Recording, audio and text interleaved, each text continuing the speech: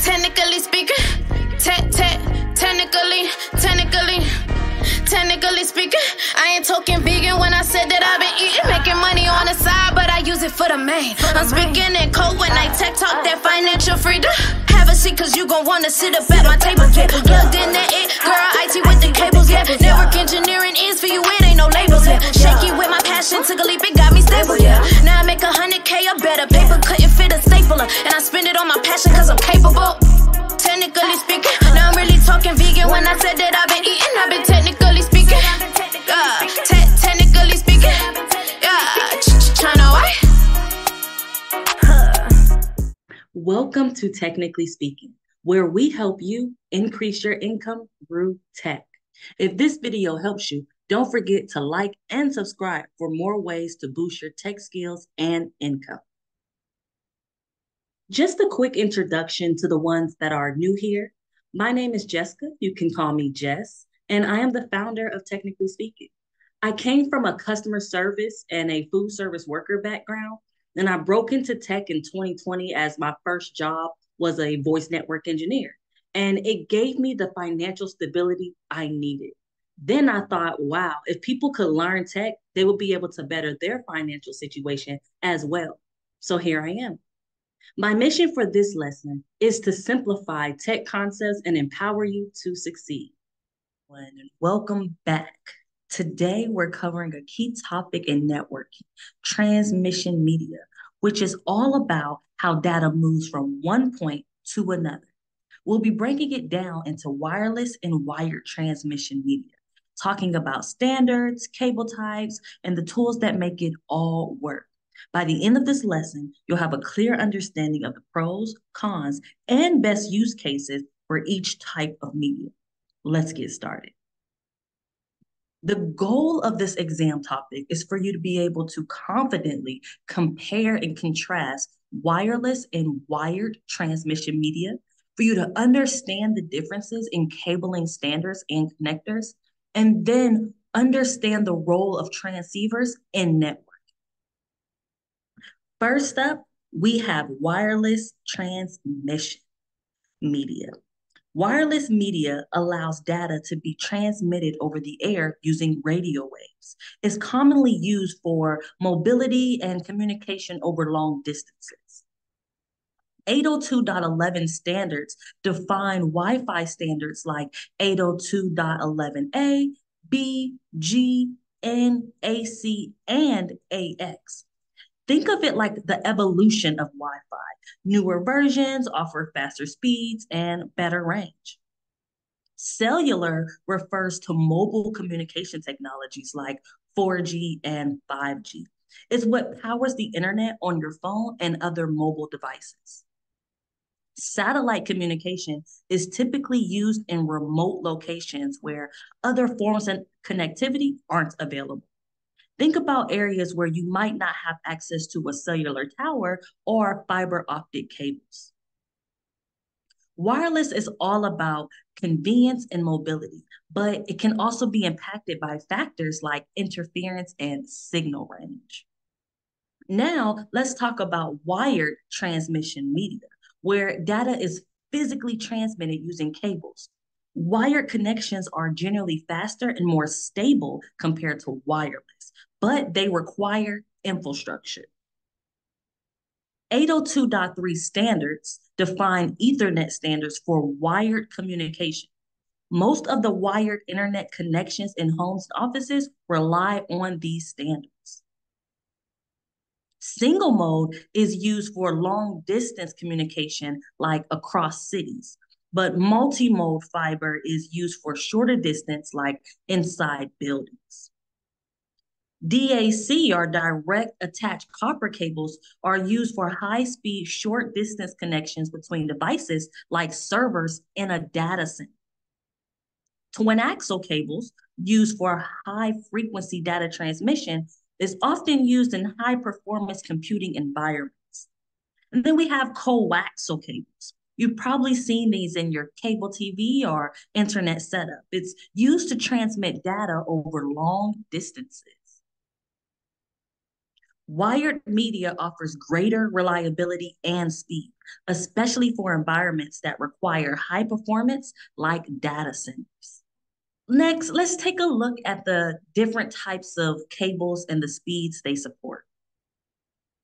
Fiber optic is the fastest with speeds up to 100 gigabits per second or more. Ethernet copper common speeds can range between 1 gigabits per second to 10 gigabits per second. Plenum versus non-plenum cables.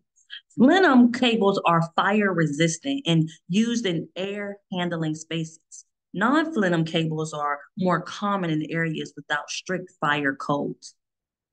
So when you need high speeds and reliability, fiber is the way to go, especially in larger networks. Ethernet cables are common for local, lower cost applications. Now, let's talk about transceivers, which play a critical role in data transmission. Transceivers adhere to specific communication protocols like Ethernet and fiber channel. Ethernet is the most widely used protocol in network. FC, fiber channel, is it's used for high-speed storage networks, particularly in data centers.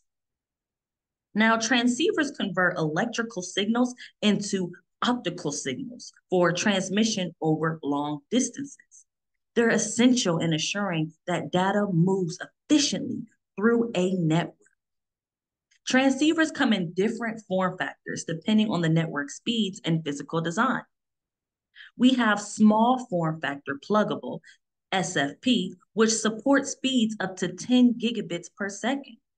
We have quad small form factor pluggable, which is QSFP, which supports speeds up to 40 gigabits per second and beyond. SFPs are commonly used in standard networks, while QSFPs are used in high performance environments like data centers where speed is critical. Let's discuss the fiber optic connectors you'll encounter. SC, subscriber connector, is used as a push-pull mechanism. That's what it uses. Local connector, LC, is smaller, high-density connector and is used for tight spaces. ST, straight tip, features a twist lock mechanism. And MPO, multi-fiber push-on, is used for multi-fiber connections, great for environments where multi-fibers are bundled together. These connectors are crucial for connecting fiber optic cables in various network environments. You'll use different ones depending on the application. Now, let's take a look at the connectors used with copper cables. RJ11 is commonly used for telephone lines, while RJ45 is the standard for Ethernet connections. You can see at the bottom, they kind of look alike. F-type is used for coaxial cables in TV and internet services. And then Bellnet Nell is used for radio frequency and video connections.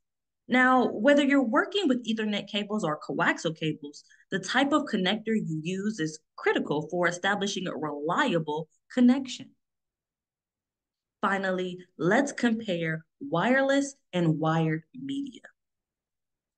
Wireless offers mobility and long-range communication, but can be affected by interference. Wired provides higher speeds and reliability, but requires physical infrastructure. Wireless is ideal for mobile users and environments where flexibility is key, and wired is best suitable for high-performance needs like offices and data centers. So when you're choosing between wireless and wired, it's all about your needs. Wireless is great for mobility, but if you need performance and reliability, go with the wired connection. Before we wrap up, let's summarize the key points from today's lesson. Wireless media includes 802.11 standards, cellular and satellite technologies. Wired media includes Ethernet, fiber optic cables, copper cables, and coaxial cables. Transceivers convert electrical signals into optical signals for network transmission. Different connector types are used for fiber and cable and copper cables, depending on the specific application. Now, understanding the pros and cons of each type of transmission media will help you make informed decisions when designing or troubleshooting a network. Today's lesson on transmission media, we cover both wireless and wired options, along with the connectors and transceivers that help transmit data. If you found this helpful, be sure to like, subscribe, and drop any questions in the comments below. Thanks for tuning in, and I'll see you in the next lesson.